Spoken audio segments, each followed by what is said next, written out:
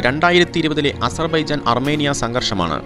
ഇത് ആധുനിക ഡ്രോൺ യുദ്ധത്തിന്റെ വഴിത്തിരിവായി കണക്കാക്കപ്പെടുന്നു.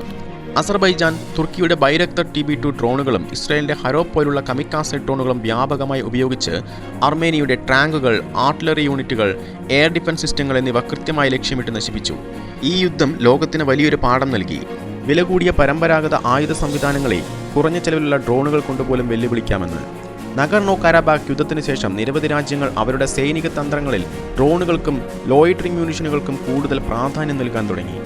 അതുപോലെ തന്നെ 2022 ആരംഭിച്ച റഷ്യ-ഉക്രൈൻ യുദ്ധം ചരിത്രത്തിൽ ആദ്യത്തെ സമ്പൂർണ്ണ ഡ്രോൺ യുദ്ധം എന്ന നിലയിലാണ് വിലയിരുത്തപ്പെടുന്നത്.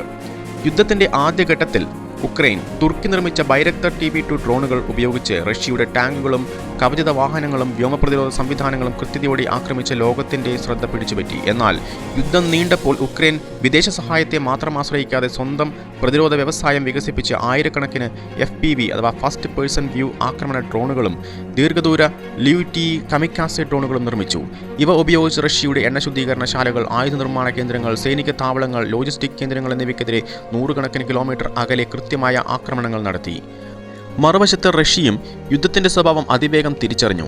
ഇറാന്റെ ഷാഹിദ് 136 ആദ്യഘട്ടത്തിൽ വ്യാപകമായി ഉപയോഗിക്കുകയും അതിന്റെ തന്നെ രൂപകൽപ്പനയെ അടിസ്ഥാനമാക്കി സ്വന്തം ജറാൻ 2 കമിക്കാസെ ഡ്രോണുകൾ വൻതോതിൽ ഉൽപ്പാദിപ്പിക്കുകയും സ്വദേശീയമായ ലാൻഡ്സെറ്റ് ലോയിറ്ററിംഗ് മ്യൂണിഷനുകളും ഉപയോഗിച്ച് ഉക്രൈൻ്റെ ടാങ്കുകൾ, ആർട്ടിലറി റഡാർ സംവിധാനങ്ങൾ, പാശ്ചാത്യ രാജ്യങ്ങൾ നൽകിയ വില കൂടിയ ആയുധങ്ങൾ എന്നിവയെ ലക്ഷ്യമിട്ട് ആക്രമിക്കുകയും ചെയ്തു.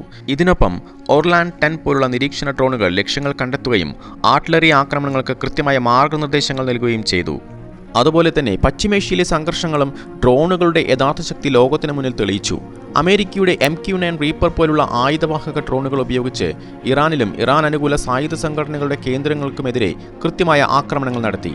അതേസമയം ഇസ്രായേൽ ഹെറോൺ, ഹെർമിസ്, ഹറോപ്പ് പോലുള്ള അത്യാധുനിക ഡ്രോണുകൾ ഉപയോഗിച്ച് ഇറാനിലും ഹമാസ്, ഹിസ്ബുള്ള തുടങ്ങിയ സംഘടനകളുടെ കമാൻഡ് സെന്ററുകൾക്കും നേരെയും ആക്രമണങ്ങൾ നടത്തി.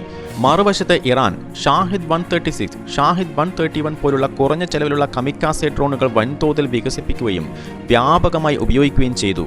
തുറന്ന ട്രക്കിൽ നിന്ന് വരെ വിക്ഷേപിക്കാൻ കഴിയുന്ന ഇവയ്ക്ക് ഒരേ സമയം നിരവധി ഡ്രോണുകൾ ഉപയോഗിച്ചുള്ള ആക്രമണങ്ങളിലൂടെ ശത്രുവിന്റെ വ്യോമപ്രതിരോധ സംവിധാനങ്ങളെ സമ്മർദ്ദത്തിലാക്കാനും നിർണായക അടിസ്ഥാന സൗകര്യങ്ങളെ ലക്ഷ്യമിടാനും സാധിച്ചു.